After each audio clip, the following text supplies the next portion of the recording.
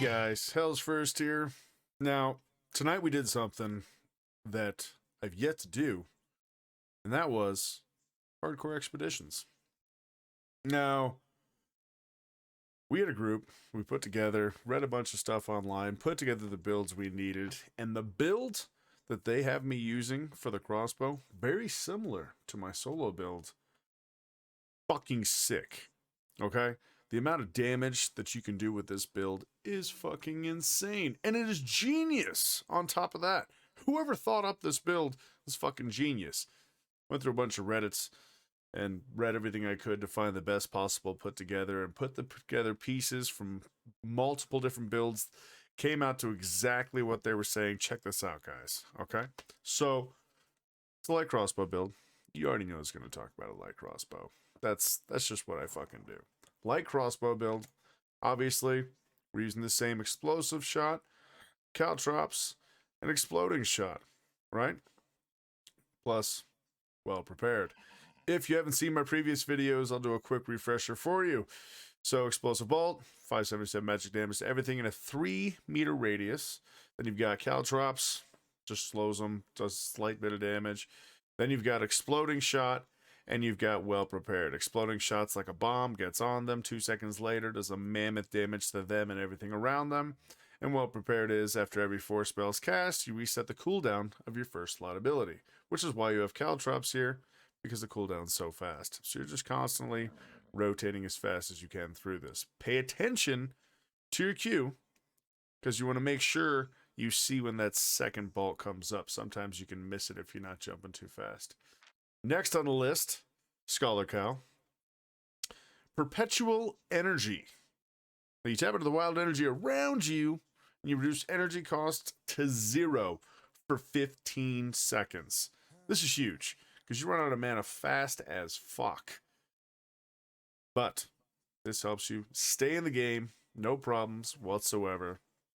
And of course, aggression, because you want to do that extra 3.5% damage. Then the Druid Robe. This is what we were using in the other build. Incredible. I'll go over it again real quick, though. Obsessive Burst.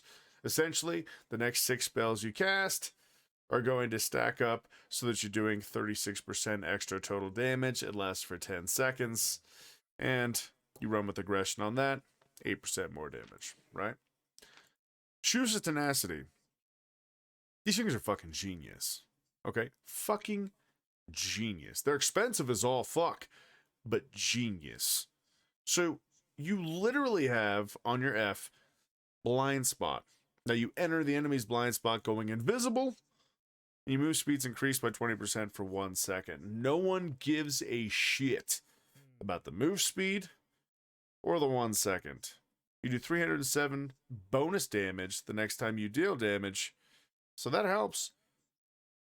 But when you use it, you kill all your fucking aggro. Literally. So you're dumping damage fast as fuck, slaughtering, and it starts to turn on you, boop.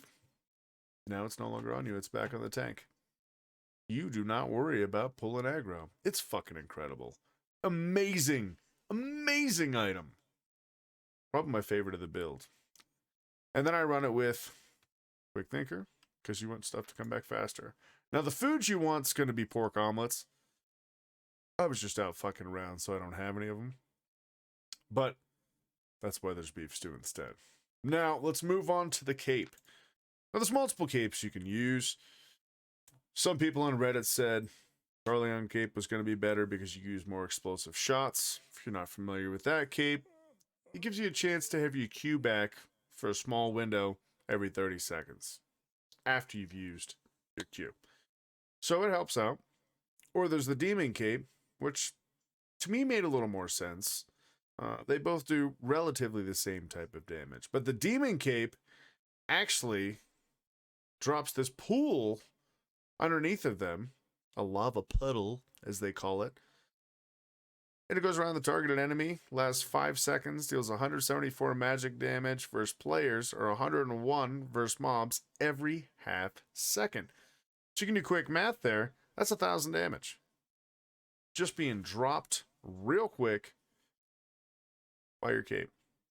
And it sits underneath and does it to everything, not just one, all the mobs.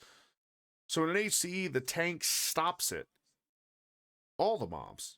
Roots them in place almost fucking permanently. This root is fucking awesome. And then this just sits underneath them, burning them all alive. Now, you're supposed to use a crypt candle.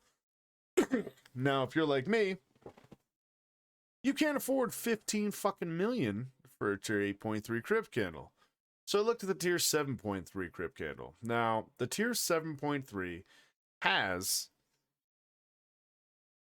26% physical ability and 26% magical ability bonus, right?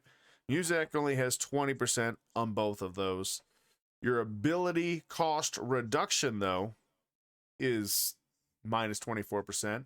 So that makes you so you can cast more things. But this also has physical and magical attack bonus, 20%. So when it comes to using a 7.3 Crypt Candle or an 8.3 Musiac, I made the executive decision to go to the 8.3 Musiac. No one's bitched yet. So it works. I love it, guys. Now, something else you need for HCE, and if you're anything like me, you had no fucking clue what this meant, you need a skip set. And that's this right here. You just pop it on when you're in a dungeon. You want the Royal Cowl, the Assassin Jacket, which gives you invisibility. The reason you want that Royal Cowl, though, is because of these Spectre Shoes. Now, the Spectre Shoes take spectral form, turning yourself invisible while channeling for up to 16 seconds. Takes 3% of your max energy every half second. So it could run out if you're low on mana, right? Not if everything's fucking free. Then you just fucking run. But before you do that, you want to use your W, inner focus on the spear, okay?